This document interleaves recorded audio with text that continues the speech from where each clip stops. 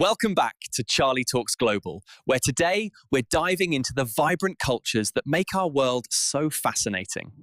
Picture this, it's 1818, and Mary Shelley is having the ultimate writer's block. Lightning crashes outside her window as she frantically scribbles about a mad scientist bringing dead tissue back to life. Fast forward 205 years, and we're all casually chatting with artificial brains that can write poetry, solve calculus, and explain why your houseplant keeps dying. The question is, who saw the real monster coming? Welcome back to Charlie Talks Global, where we explore the wonderfully weird connections between past and present. Today, we're putting two legendary creations head-to-head, Victor Frankenstein's 8-foot-tall, bolt-necked nightmare child, and ChatGPT, the digital entity that's simultaneously your homework helper and existential crisis generator.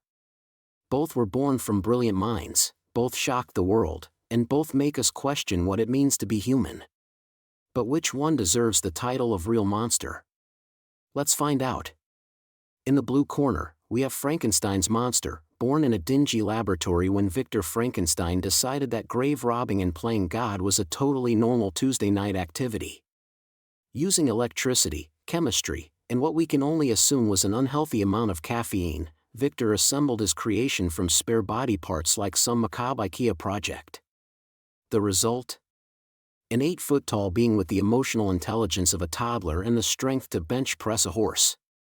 In the red corner, ChatGPT emerged from the digital laboratories of OpenAI, assembled not from corpses, but from billions of text samples scraped from the internet. Think of it as Frankenstein's monster, but instead of graveyard dirt, it's made of Reddit comments, Wikipedia articles, and probably way too many food blogs. No lightning required, just massive server farms consuming enough electricity to power a small country. When Frankenstein's monster first opened its eyes, Victor immediately regretted his life choices and ran away faster than someone who just realized they left the oven on. The monster's first words were essentially, "Father, why have you abandoned me?" followed by an understandably murderous rampage across Europe. ChatGPT's debut was slightly more diplomatic. Instead of terrorizing villages, it politely introduced itself and asked how it could help. Though let's be honest, both creatures had everyone asking the same question: what have we done? The difference is, instead of running away screaming, we all lined up to ask ChatGPT to write our emails, plan our vacations, and explain cryptocurrency like we're 5 years old. Victor Frankenstein's relationship with his creation was basically the worst father-son dynamic in literary history. Victor created life, took one look at his handiwork, said nope, and ghosted his own child harder than someone avoiding their high school reunion.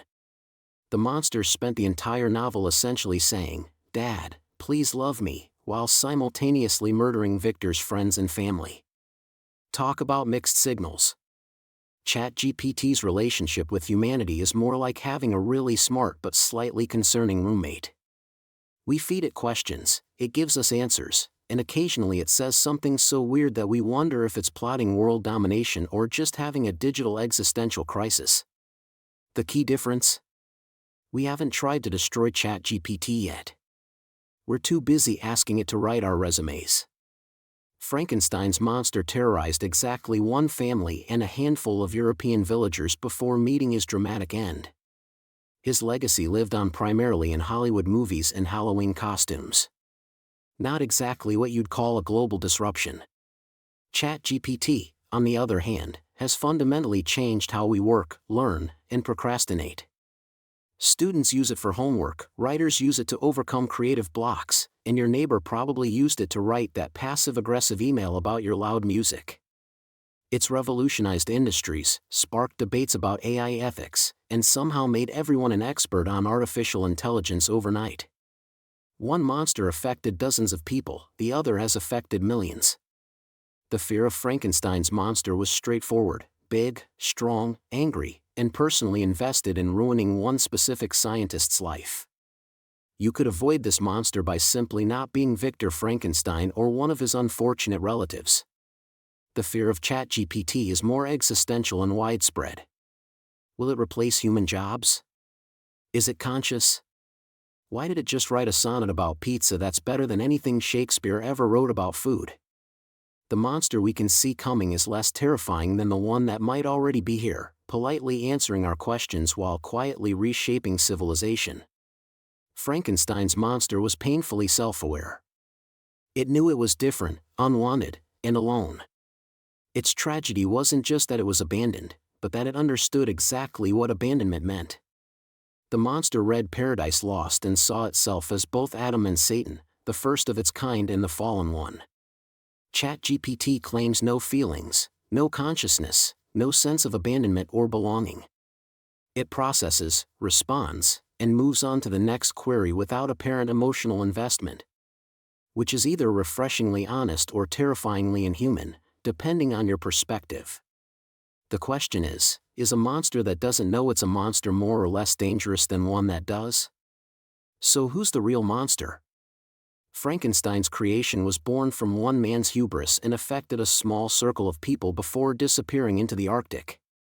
ChatGPT was born from collective human knowledge and now sits in our pockets, subtly influencing how we think, write, and interact with information. The real monster might not be either creation, but our relationship with them. Victor Frankenstein's sin wasn't creating life, it was abandoning his responsibility to that life. Our challenge with ChatGPT isn't that we created artificial intelligence, it's whether we can responsibly integrate it into our world without losing what makes us essentially human. Perhaps Mary Shelley's real genius wasn't predicting reanimated corpses, but warning us that the true horror lies not in our creations, but in how we choose to treat them, and how they, in turn, shape us. Thanks for joining me on Charlie Talks Global. Subscribe for more weird cultural connections, and remember, the next time you ask ChatGPT to write something for you, maybe say please. Just in case.